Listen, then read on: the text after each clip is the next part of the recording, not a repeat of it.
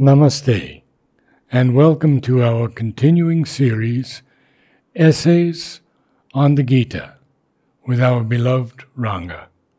And we are on page 9, beginning with the sentence, "There have been other syntheses in the long history of Indian thought."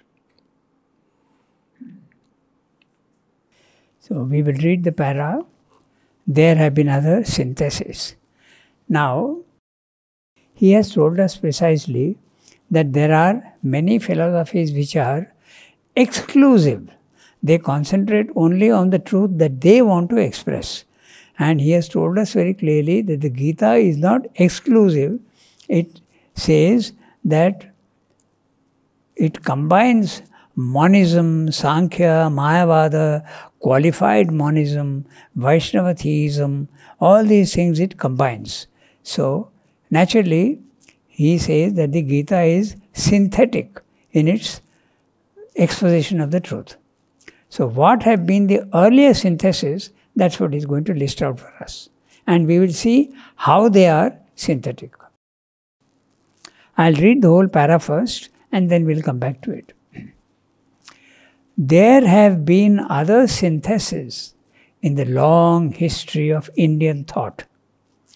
We start with the Vedic synthesis of the psychological being of man in its highest flights and widest rangings of divine knowledge, power, joy, life and glory, with the cosmic existence of the gods pursued behind the symbols of the material universe into those superior planes which are hidden from the physical sense and the material mentality. The crown of this synthesis was, in the experience of the Vedic rishis, something divine, transcendent and blissful, in whose unity the increasing soul of man and the eternal divine fullness of the cosmic Godheads meet perfectly and fulfill themselves. The Upanishads take up this crowning experience of the earlier seers and make it their starting point for a high and profound synthesis of spiritual knowledge. They draw together into a great harmony all that had been seen and experienced by the inspired and liberated knowers of the eternal throughout a great and fruitful period of spiritual seeking. The Gita starts from this Vedantic synthesis and, upon the basis of its essential ideas, builds another harmony of the three great means and powers: love, knowledge and works, through which the soul of man can directly approach and cast itself into the eternal. There is yet another, the Tantric, which, though less subtle and spiritually profound, is even more bold and forceful than the synthesis of the Gita. For it seizes even upon the obstacles to the spiritual life and compels them to become the means for a richer spiritual conquest and enables us to embrace the whole of life in our divine scope as the Leela of the divine. And in some directions, it is more immediately rich and fruitful, for it brings forward into the foreground, along with the divine knowledge, divine works, and an enriched devotion of divine love, the secrets also of the Hatha and Raja Yogas, the use of the body and of mental ascesis for the opening up of the divine life on all its planes, to which the Gita gives only a passing and perfunctory attention. Moreover, it grasps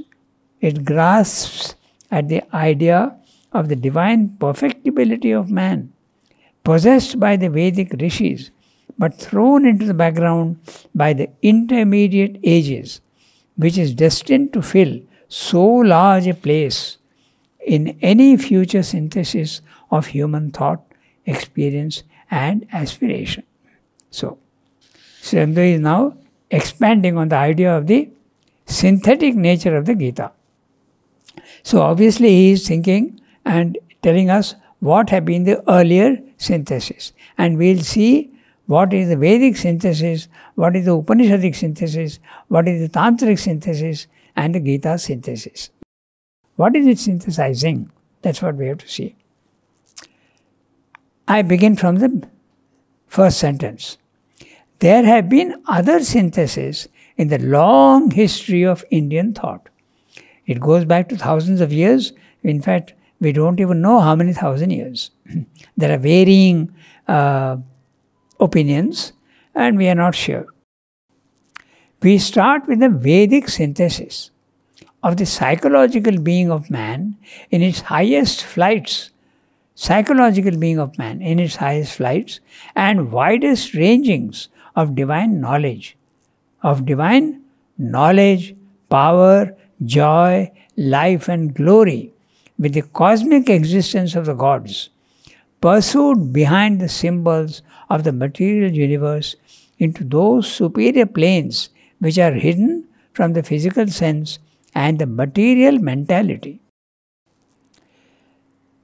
When Sri Aurobindo is using the word material mentality, he means the physical mind, which is the lowest level of the three divisions of mind in man. We have a physical mind, which is the sense mind, the manas in Indian psychology. Then we have the vital mind. Then we have the pure mind, that capacity of the mind which is capable of logic, which is capable of rationality and does not allow the vital and the body to interfere with its functions. Okay? So, it's a big sentence and we'll see what he is talking about. So, the Vedic synthesis is combining, to put it very shortly, very short form, it combines heaven and earth.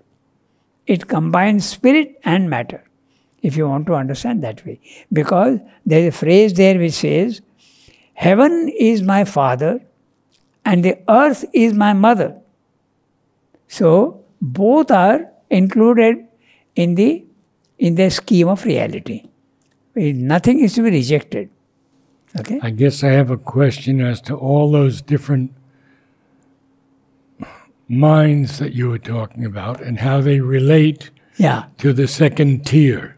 The second tier, the second level is the spiritual planes of consciousness, where the consciousness of man escapes from the body-mind life, and according to Sri Aurobindo, who has mapped out these regions so beautifully and clearly, he calls them there are four planes which he calls the second tier, as you said. The first is the higher mind. The second is the illumined mind. The third is the intuition, the intuitive mind. And the fourth is the overmind. Above the overmind, you are entering into the third tier. That's the supermind. So, if you want a description of these four planes of consciousness, the first is the higher mind. So, it differs from the pure reason in this way. The pure reason, however clear it is in its own domain, yet is hampered by effort and hard labor.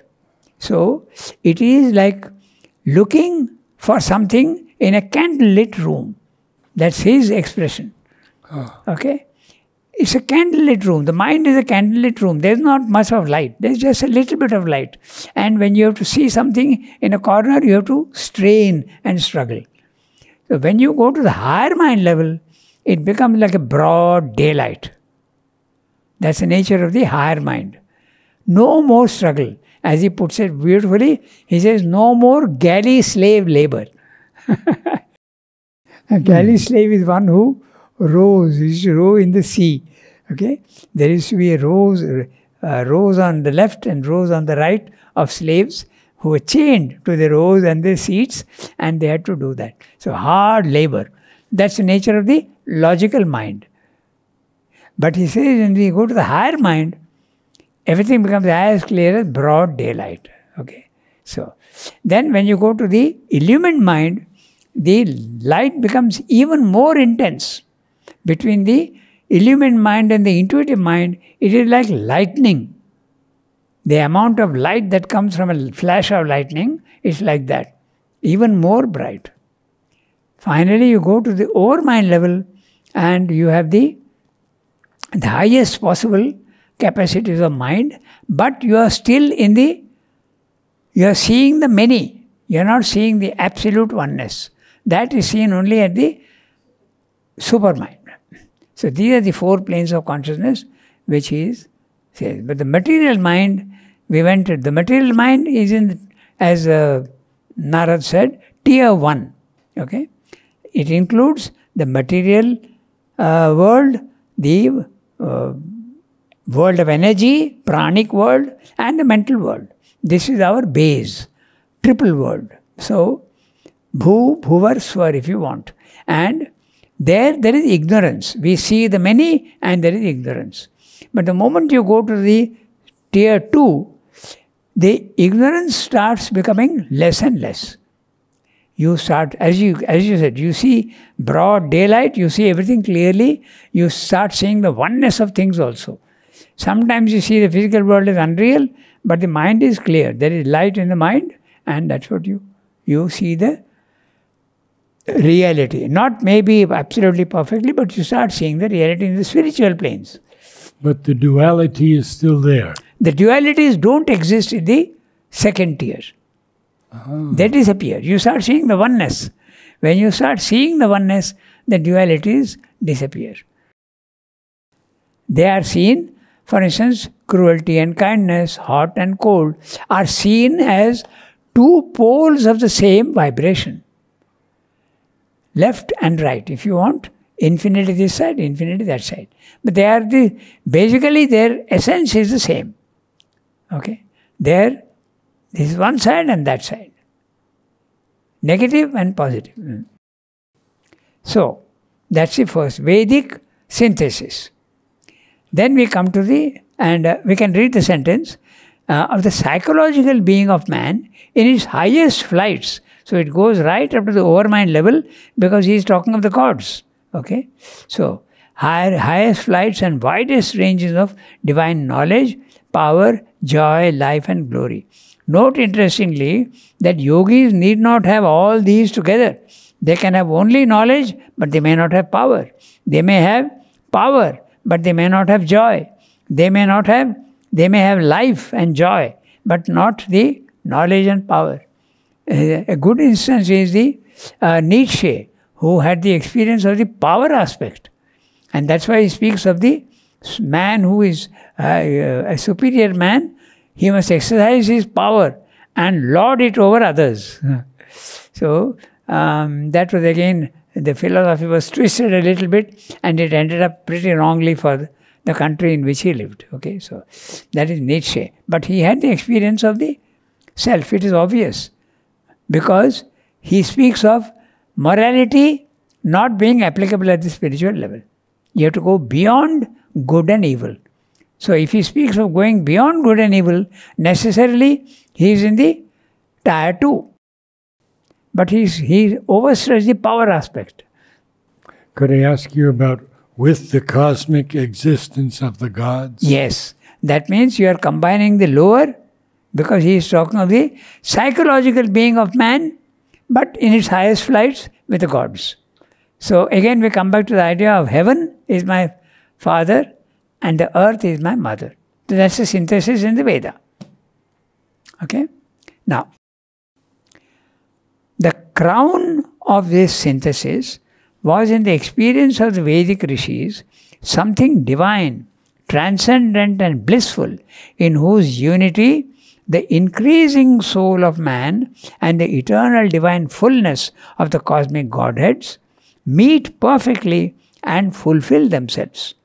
So, he is talking of the overmind because the God is there, but there is reference to the supermind also in the Vedas.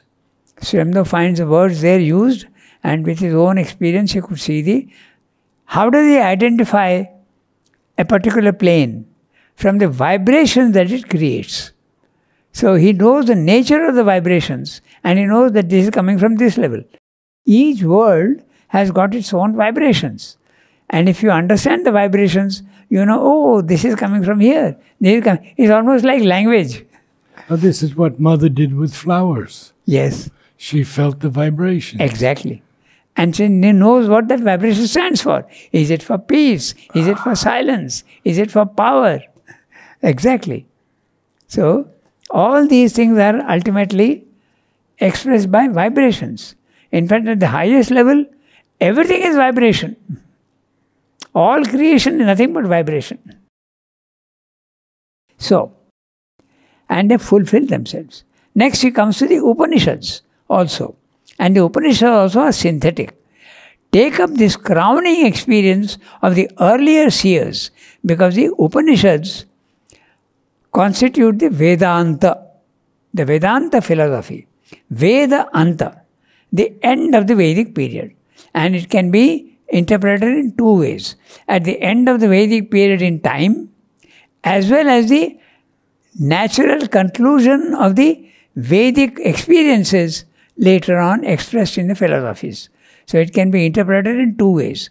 Actually, it came at the end of that's why he's saying the earlier seers. So it's a question of time also. The Upanishads came after the Vedas.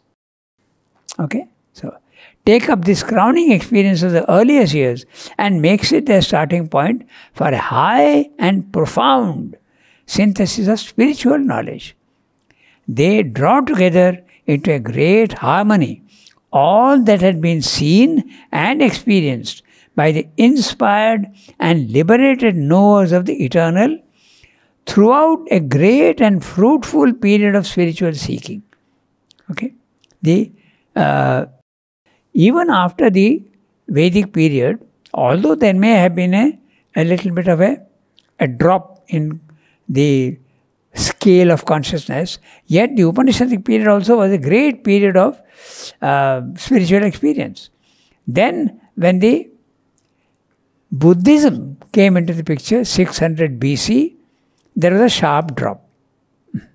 Because the idea of the unreality of the world was imposed upon the Indian mind, and it accepted that idea and started rejecting the physical world.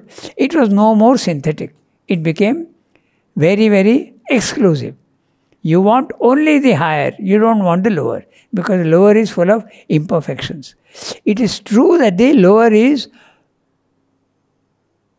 limited to imperfections apparently, because the divine is there, but the instruments of knowledge which is seeing that reality is defective. When man with his senses is looking at something, at the reality, he is not seeing the reality fully. So there was a drop in that sense. And in India there was a great, great fall. And that's why it ended in degradation of the quality of life and rejection of the physical world, poverty, illiteracy, all these things was a result of that. Non-attention to the physical world. So was almost all of the Vedic knowledge lost? It was almost lost, but now the thing is this. How do you recover that knowledge? It's very difficult. In the Indian memory, we knew that there was a great period of Vedic knowledge. But the thing is, the knowledge was lost. So you remembered that it was something very great, but nobody knew what the Vedas were speaking about, because they were in symbolic language. They speak of Indra, they speak of Maruts, they speak of Varuna, they speak of Indra. Okay? They speak of Agni. But what does Agni mean? To which level does it belong? What it is God they are speaking of? So much of it was lost. But here is now, several attempts are made, and that is discussed in the Secret of the Veda. The Western philosophers from Germany, Max Muller, Paul Deussen and others, they tried to understand the Vedas, but they did not understand it. Because the images used are sometimes so non-physical that you think it is childish nonsense. So they completely misunderstood that. They did not understand it properly. So Max Muller was largely guilty of that. instead of attributing the non-understanding to his own limitation of consciousness and intelligence, he said that the Vedas themselves were childish gibberish. Although they appreciated the Upanishads, because the Upanishads have been put in mental terms and clear terms. So that they appreciate. But the Vedas they could not appreciate. So the Upanishads were able to take much of the Vedas? Yes, they were the end of the Vedas, but they were put into mental terms. They were put into philosophic language. That's why Sri Aurobindo speaks of the 3 stages of how knowledge comes. The highest level of knowledge is it uses only images. Okay? Because it can't. What are the words it will use? It can't use. So it uses, the truths are expressed through images, metaphors and similes and images. Okay? Then that spiritual knowledge, which is intuition, has to be expressed to others in mental terms. So it comes down to philosophy. Spiritual experience drops and becomes philosophy. And philosophy also is spiritual knowledge in mental terms, but then you have to drop down to the physical science, because then you are dealing with truths at the physical level. So there is the gradation. Spiritual knowledge, philosophical knowledge, scientific knowledge. There is a gradation that he speaks of. Okay. Now there is an attempt to go back, and even science is making the effort and beginning to succeed. It's also going back to the realities and seeing that reality is more non-physical than physical. Even scientists are having experiences, and you can find these on the internet. It's very interesting.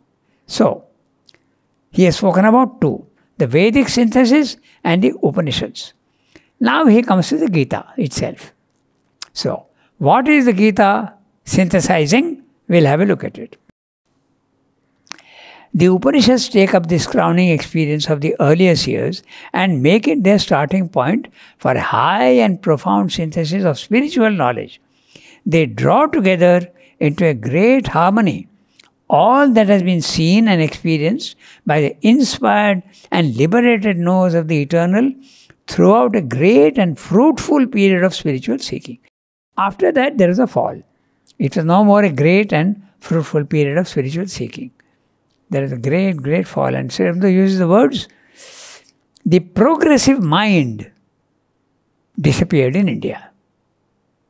And he says that to get back the progressive mind, look at the way Sri Aurobindo sees things.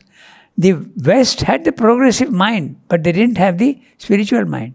So, the progressive mind had to be brought into India by the British. And then there was, although their intentions were wrong, but anyway, that is how the progressive mind came into India. So Sri Aurobindo says that in the synthesis in a very guarded manner.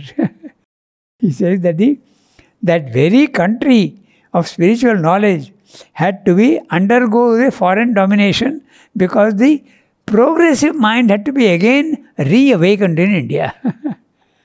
And now you can see that it is absolutely bearing fruit. The top companies in America are all headed by Indians mostly. Okay, Microsoft, Google, anything else, MasterCard, everywhere, in the banks also, in the stock markets. They are full of Indians all over. Even Silicon Valley is full of Indians. So, this progressive mind had to be again introduced into India. Okay, so the Upanishads, by the way, there are 12 main Upanishads which are studied, and some of them are very big. Chandogya Upanishad and the Brihadaranyaka Upanishad are big volumes like that. But there are, apart from the 12, there are altogether about 100 plus Upanishads. And some of them are very minor Upanishads, but very beautiful. And they are known as minor Upanishads, Gauna Upanishad. But they are wonderful. They are all available also in translations also they are available in Sanskrit as well as. So, the Upanishads form part of the Vedanta. As I said, Vedasya Anta. The spiritual experience of the Vedas expressed in symbols has been expressed in philosophical mental language in the Upanishads. Okay?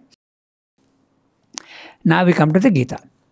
The Gita starts from this Vedantic synthesis and upon the basis of its essential ideas builds another harmony of the three great means and powers. And what are they?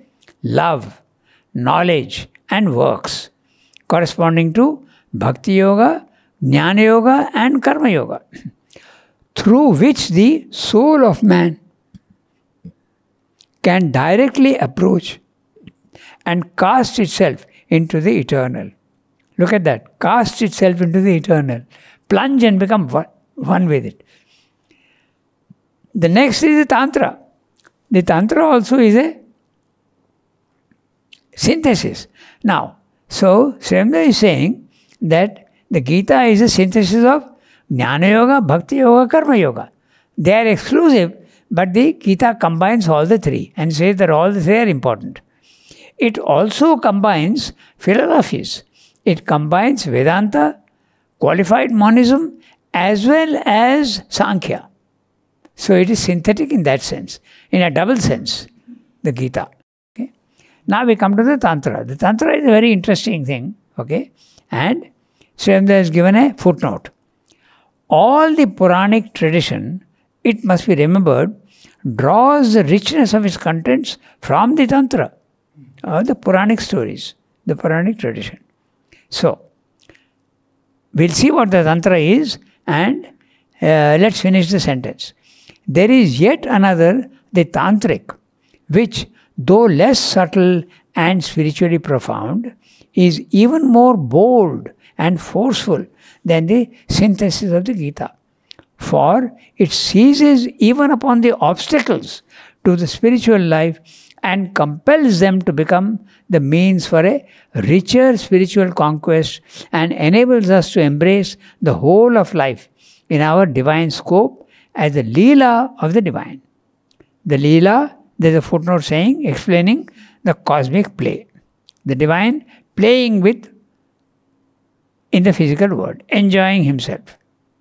And in some directions, it is more immediately rich and fruitful, for it brings forward into the foreground, along with the divine knowledge, divine works, and an enriched devotion of divine love, the secrets also of the Hatha Yoga, the Raja Yogas, the use of the body, and of mental ascesis for the opening up of the divine life on all its planes.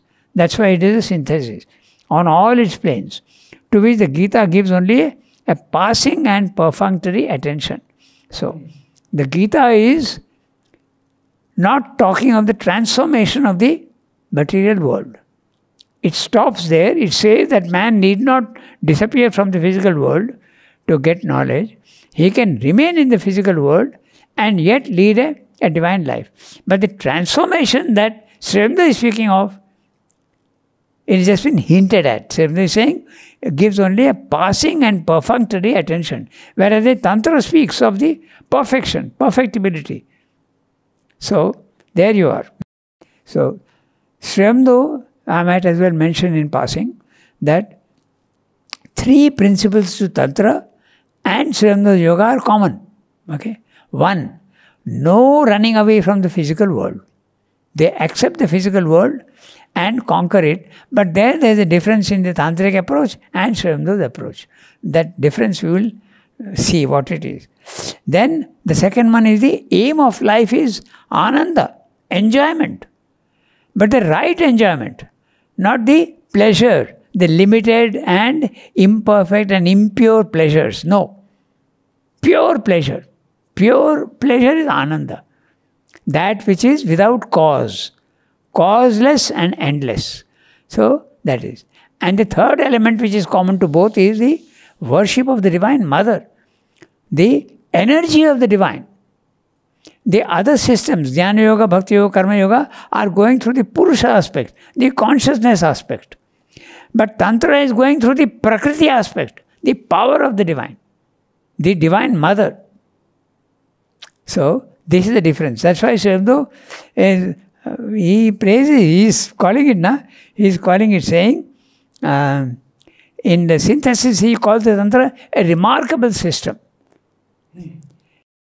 And what is that? We will touch it because it has earned a bad name.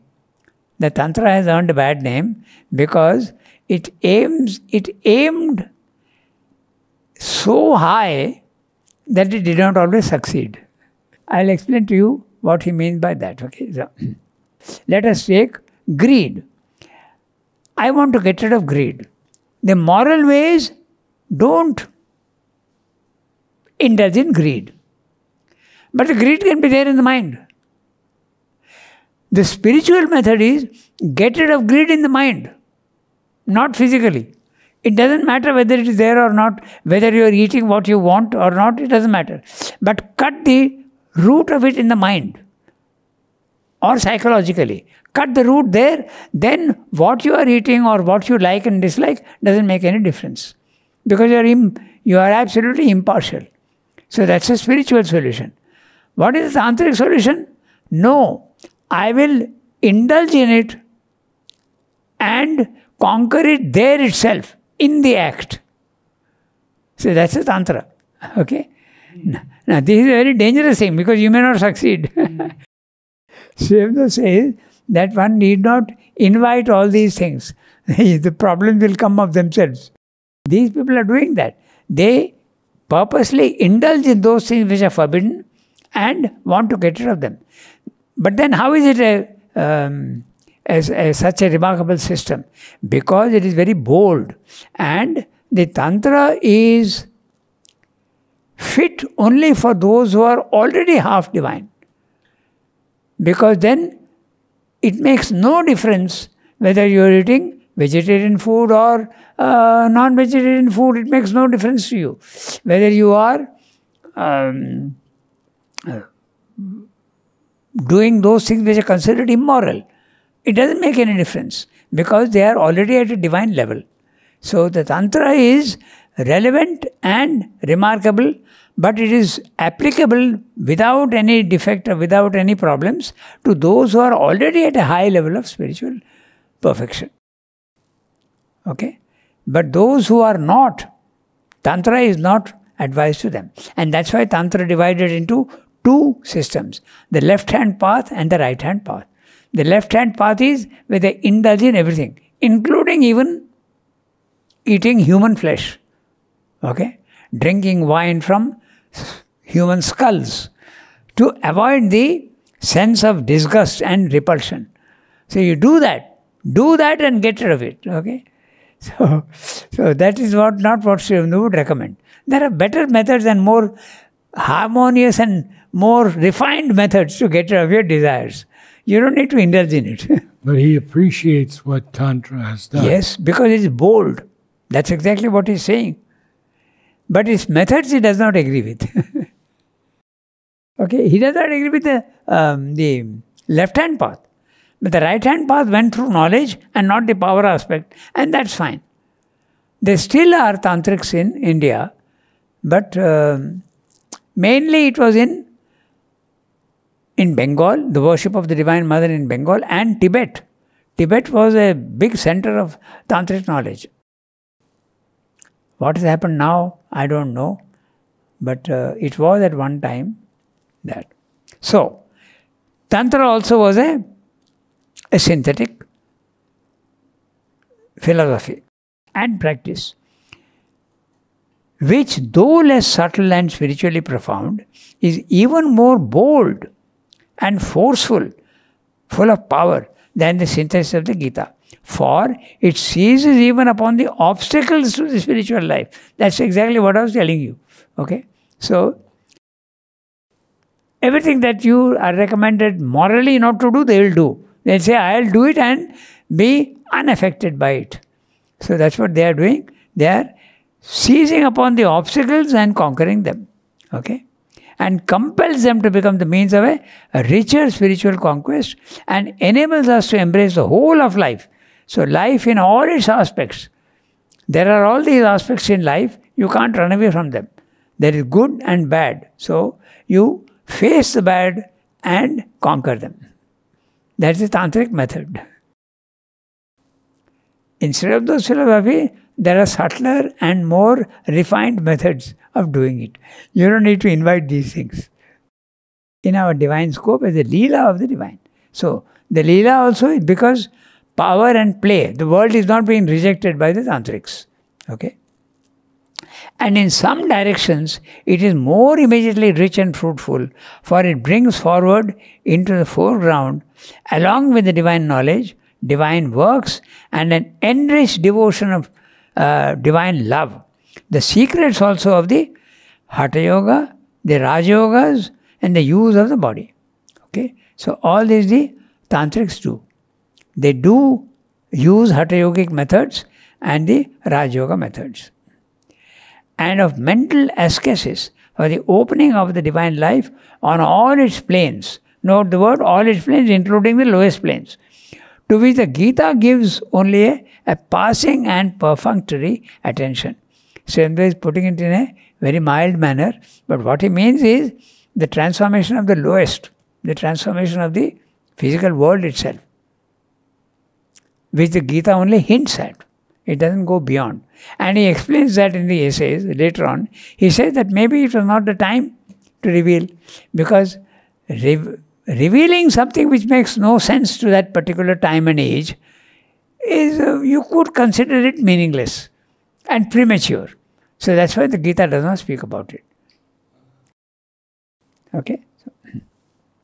Moreover, it grasps at the idea of the divine perfectibility of man. There you are. Okay? He's talking of the Tantra. Huh? Moreover, it grasps at that idea of the divine perfectibility of man, which Sri Aurobindo also latches onto. Man can become perfect. Okay? Possessed by the Vedic rishis, but thrown into the background by the intermediate ages. The intermediate ages dominated by Mayavada and Buddhism, which is destined to fill so large a place in any future synthesis of human thought, experience and aspiration. So, what's he referring to? What's he referring to the future synthesis of human thought? And he is very clearly forecasting it is destined to fill so large a place in the future synthesis. Any guess? Sri Aurobindo own philosophy. The synthesis of integral yoga. He is hinting at it in very guarded words. But very clearly, he is referring to his own system. See? Which is destined to fill so large a place in any future synthesis of human thought, experience and aspiration. So he is not saying that my yoga is the synthetic, but he has called it the synthetic yoga. The synthesis of yoga and the integral philosophy. So that's what he is saying. Now, we of the coming day stand at the head of a new age of development, which must lead to such a new and larger synthesis. Very clear statement of what I said. Now he is explaining. We'll come back to it. We are not called upon to be orthodox Vedantins of any of the three schools or tantrics, or to adhere to one of the theistic religions of the past, or to entrench ourselves within the four corners of the teaching of the Gita. Not even the Gita. We will not bind ourselves even by the Gita. That would be to limit ourselves and to attempt to create our spiritual life out of the being, knowledge and nature of others, of the men of the past, instead of building it out of our own being and potentialities. Now, we do not belong to the past dawns, but to the noons of the future. What a sentence. So, and who is this we? Sri Aurobindo and his followers. So, we do not belong to the past dawns, however brilliant they were, but to the noons of the future. The noon is when the sun is at its zenith and maximum light is there at that time. The dawn is a twilight, but the noon is absolutely blazing sunlight. Okay. a mass of new material is flowing into us. We have not only to assimilate the influence of the great theistic religions of India and of the world, and a recovered sense of the meaning of Buddhism, recovered sense, but to take full account of the potent, though limited revelations of modern knowledge and seeking. In the West, science and religion are opposed to each other, not in India. See, very clearly, modern knowledge and seeking also is going to include. Okay? And beyond that, the remote and dateless past, which seemed to be dead, he is referring to the Vedas, is returning upon us with an effulgence of many luminous secrets, long lost to the consciousness of mankind, but now breaking out again from behind the veil. All this points to a new, a very rich, a very vast synthesis, a fresh and widely embracing harmonization of our gains is both an intellectual and a spiritual necessity of the future. But just as the past syntheses have taken those which preceded them for their starting point, so also must that of the future, to be on firm ground, proceed from what the great bodies of realized spiritual thought and experience in the past have given. Among them, the Gita takes a most important place. So we will base ourselves on the Gita, but not limit ourselves by the Gita.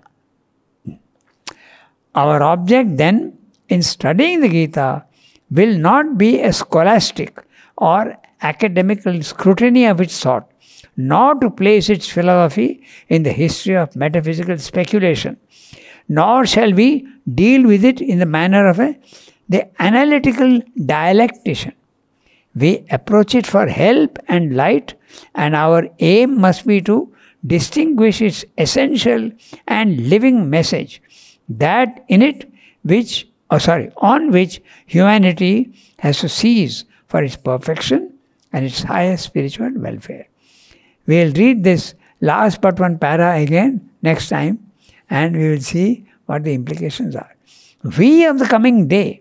And why is he saying that new light is coming into us and all that? He is talking of his own experiences. When he came to Pondicherry, he went back to the Vedic period. He started delving into the Vedas. And he discovered there the roots of the spirit, supermind. Truth consciousness, Rita Chit, Satyam Ritam Brihat. These are the words he could find in the Vedas, which clearly were speaking of the supermind. When he says we of the coming day, he very clearly is referring to himself and his philosophy. Because he always speaks of his own philosophy as we. He is not talking of general we, he is talking of himself. We of the coming day stand at the head of a new age of development. Very clearly he has told Mrinalini, also his wife, that I have been born with this urge, and I know that I have the power in me to raise this fallen race, to raise it up again. So he says that. So he knew what is that. So that's why he's saying, we at the coming day stand at the head of a new age of development, which must lead to such a new and larger synthesis. No rejection of the physical world. Indian spirituality has to combine heaven and earth. Marrying the soil to the sky is his words he uses. So, we are not called upon to be orthodox Vedantins. So, we can go beyond Vedanta. Because the Vedanta speaks only of tier 2. They don't speak about the tier 3. Mostly. Okay? There may be hints, but not any detailed explanation and detailed exposition of the ideas. Nor have any of the three schools. What are the three schools? Jnana Yoga, Karma Yoga, Bhakti Yoga. Nor or Tantrics, or to adhere to any one of the theistic religions. He is talking of Vaishnavism and Shaivism. Okay? Of the past, or to entrench ourselves within the four corners of the teaching of the Gita. So even the Gita, it's wonderful, but we need not entrench ourselves in the Gita. We can go beyond the Gita. We'll use it as a help, but we will not limit ourselves by the Gita. Because the Gita does not speak of the supermind. It only hints at it. But we will go beyond that. In fact, someone challenged him. I think it was Dilip Kumar Roy who challenged him and asked him, "You are going even beyond what Sri Krishna has said." So then Srimati explains that if evolution has any meaning at all, there is no end to evolution. So how can you say that the past is the greatest? Obviously you have to go beyond that. But Dilip Kumar Roy couldn't get over his, what shall I say, almost obsessive attachment to Krishna. And Sri Aurobindo said, if you can give yourself to Krishna, you can give yourself to me. Yes. How beautiful. Yes. There is a book in Hindi which gives all the statements of Sri Aurobindo which prove that he was an avatar. He is admitting this is one of those statements. If you can give yourself to Krishna, you can give yourself to me. It's the same. There is no difference. In fact, in the overmind consciousness, Sri Krishna descended into his body. His very body he descended and became the same. In fact, when he was in jail, it was Sri Krishna who was guiding him. Even when he heard the voice, go to Chandranagar, go to Pondicherry, it was Sri Krishna's voice that he was hearing. And when he was in jail, detailed explanation of the Gita and the Vedas. And that's why he started looking into the Vedas when he came to Pondicherry. Okay, so, and this magnificent sentence here, we do not belong to the past dawns, but to the noons of the future. In other words, we'll be blazing a new trail altogether. A mass of new material is flowing into us. What he means is, he was examining the Vedic texts, and he was seeing that there is enough information about the supermind also there. And he was opening up to the supermind. And Vivekananda also came and gave him knowledge of the overmind and the supermind. So he knew that this work has to be done. So when he says us, he means himself? Absolutely. Without the slightest of doubt. Yes. So it's flowing into us. We have not only to assimilate the influence of the great theistic religions of India and the world, and a recovered sense of the meaning of Buddhism. Even Buddhism, he says, is a Vedic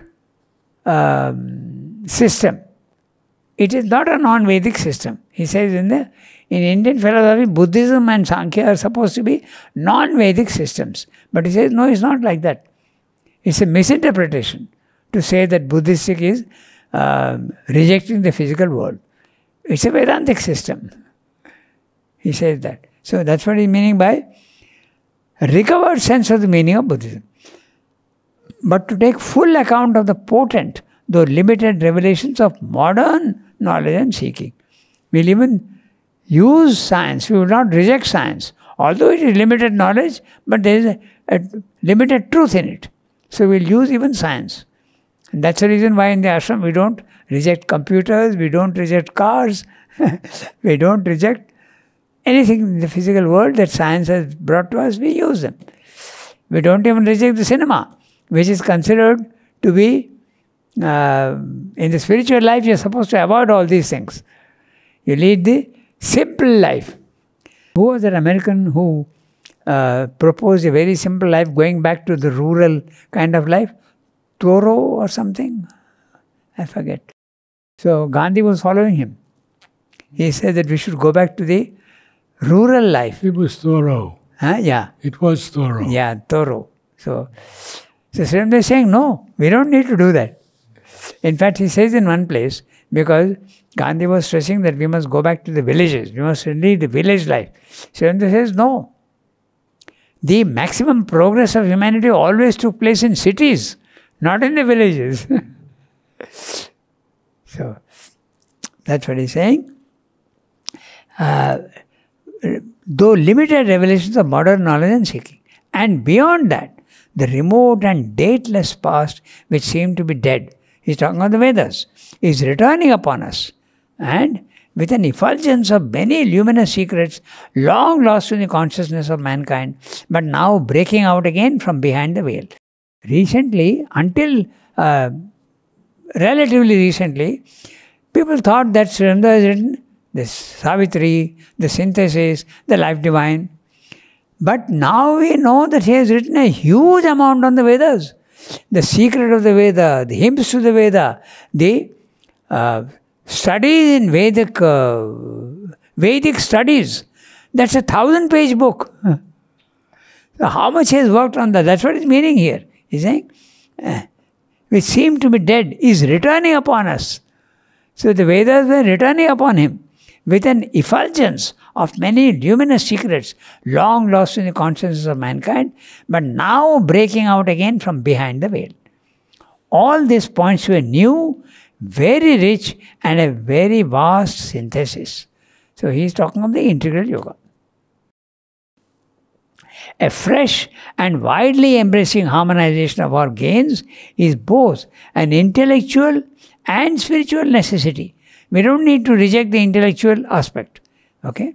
But just as the past syntheses have taken those which preceded them for their starting point, so also must that of the future, to be on firm ground, proceed from what the great bodies of realized spiritual thought and experience in the past have given. Among them, the Gita takes a most important place. So we will base ourselves on the Gita, but we will go beyond the Gita. Thank you, Ranga. Namaste all.